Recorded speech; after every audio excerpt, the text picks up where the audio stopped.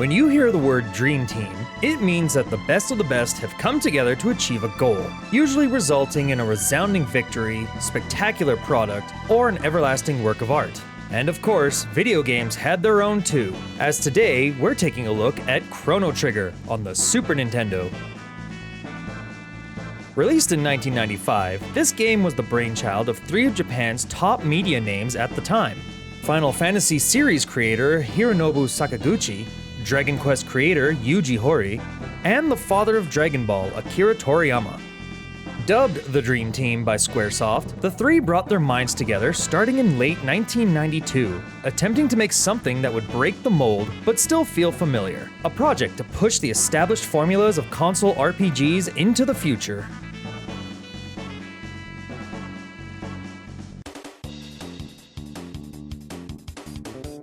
You start the game given the chance to change the main character's name up to 5 letters, if you wished. Same could be done for other characters you encounter on the journey. But of course, our katana-wielding canon protagonist's name is Crono. Other party members you'll encounter as the story unfolds include Crono's brilliant inventor friend Lucca, a bubbly girl with a secret named Marle, a frog knight named Frog, a robot named Robo, and a prehistoric brawler named Ayla. There's also a 7th secret character you can pick up along the way, but I won't spoil that for anyone who may not have played or heard much about this game yet.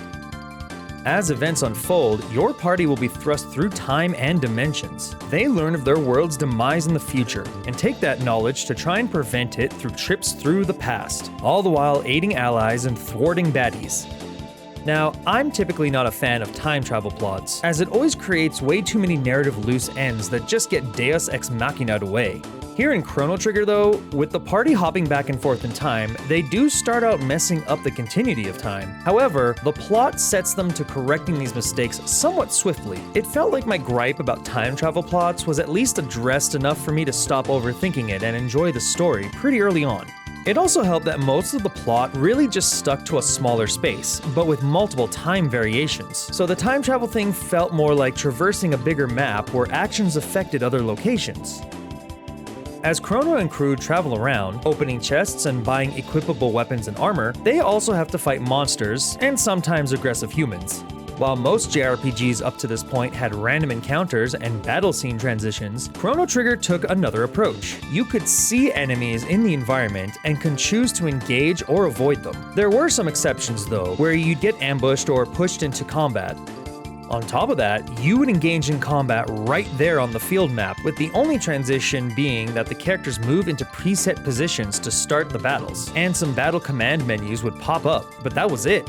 It really unified enemies to the environments and made the flow of the plot feel more fluid and ongoing, especially since you were afforded the opportunity to solve dungeon puzzles and mazes without worrying about random encounters. It was kind of funny seeing all the characters take their places when combat began though, almost like a Broadway play crew rushing to set the stage. And the way the system allowed characters and enemies to move around the field felt game-changing. Position didn't matter for the player, nor could you actually control it, but enemies would actually slowly make their way towards one of your party members before launching a melee attack, so there was some opportunity to cut them off before any damage was incurred. The combat flowed pretty nicely. Unlike its predecessor's most recent entries, the options for combat selections were simplified down to only attack, techniques, and items. And thank goodness for that, because could you imagine more text taking up this combat screen? Battles were not boring though, as the complexity would come from minor puzzles and quirks of each fight. It was still turn-based, using Final Fantasy's Active Time Battle, version 2.0, with the goal of eliminating enemy health through attacks and magic, but some combat would lay out certain roadblocks to how effectively you can dispatch an enemy, and it's up to the player to find a way to overcome those blocks by changing tactics. It's not to say you'd be in big trouble if you didn't figure them out, but it would make combat that much more frustrating, as well as dangerous the longer you drag it on. Something else Chrono Trigger was known for was its use of combo attacks.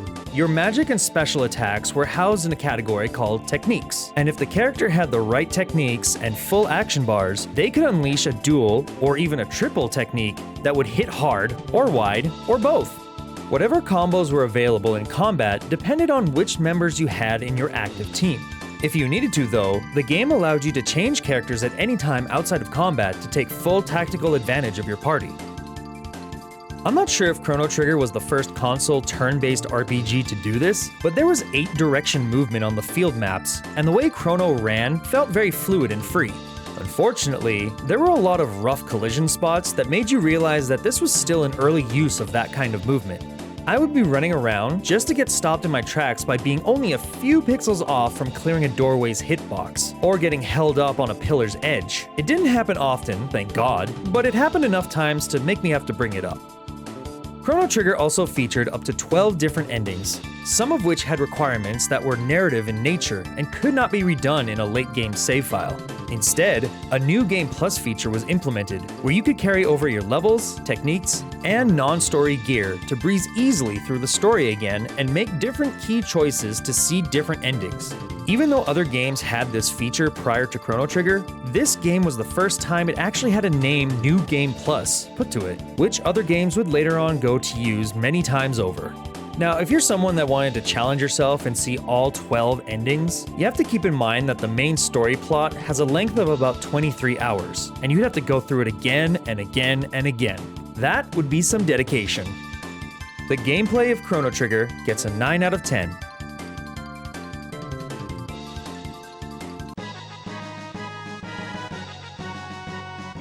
The presentation of the title screen is a classic. Seasoned gamers will instantly recognize the simple but iconic layout as well as that clock metronome, shortly followed by an intro showcasing some of Chrono Trigger's best looking scenes that will play out through the game, without spoiling anything of course. It was almost like a tech demo to whet your appetite to see more and to also find out the context of what was playing out on screen. This game is consistently featured in top 10 best looking games on the Super Nintendo, and it's easy to see why.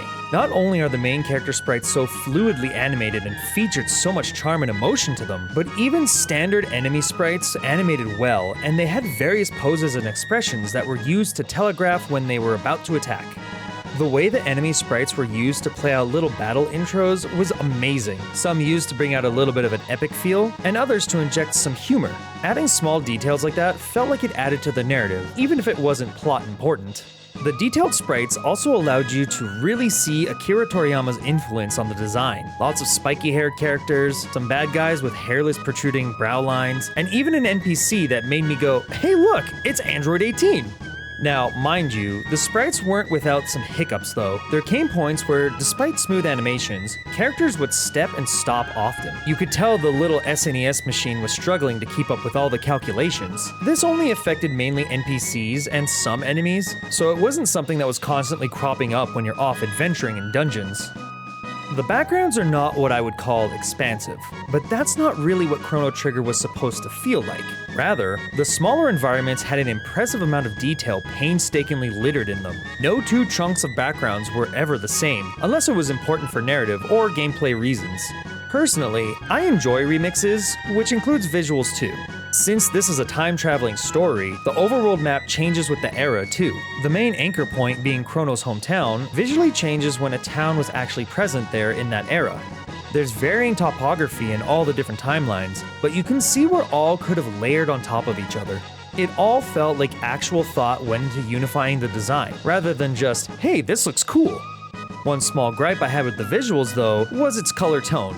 The game feels really desaturated and dark just about everywhere. Surely it was a decision made to match the feel of the narrative, and yet I feel like there could have been at least a bit more colorful creatures and characters added, but that's just me. Still, the graphics of Chrono Trigger get a 10 out of 10.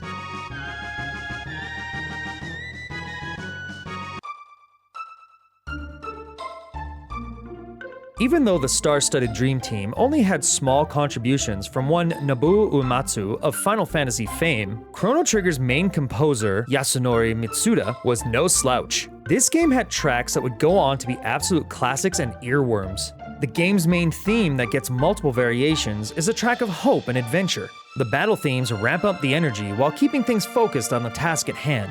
Dark dungeons feel just as dank audibly as they do visually. And all the different overworld maps get their own tracks that portray the condition of the world. For me, particularly the overworld song for 600 AD has always been a charming mainstay in my mind. Something that I think also helps the soundtrack as a whole is in fact the time travel aspect of the game. With all the different eras like prehistoric, medieval, early modern, and a post-apocalyptic future, to name a few, there was room for all kinds of music genres. The soundtrack had a good chance of scratching the itch of any kind of gamer's tastes. The sound effects of this game did more than just work. Many would actually tingle the brain in a way. A lot of that can be attributed to the fact that they are associated with goal achievements, whether it's the sound of enemies being defeated or levers you've run around to access finally get flipped. Possibly an unfair advantage Chrono Trigger's sound effects did have, though, was that it borrowed a lot from Final Fantasy VI, which had released a year prior. Even the classic Final Fantasy cursor movement sound effect is present here, and they all would evoke the good memories of those prior games too. The music and sound gets a 9 out of 10.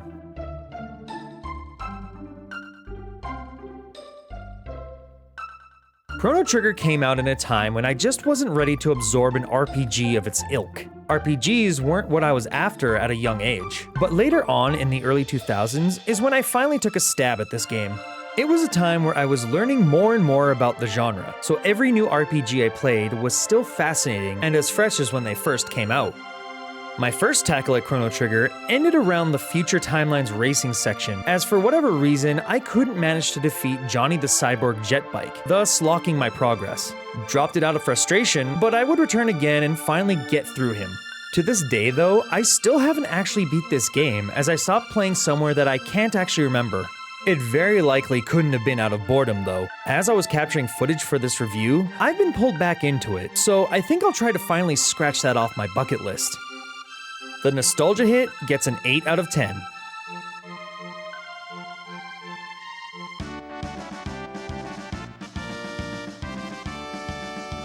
When the top minds of the genre came together, they of course created something special that has endured the test of time and locked into gamers' hearts. They took all that they learned from their respective franchises, what worked and didn't, and distilled it down to core concepts, but still with flair and charm.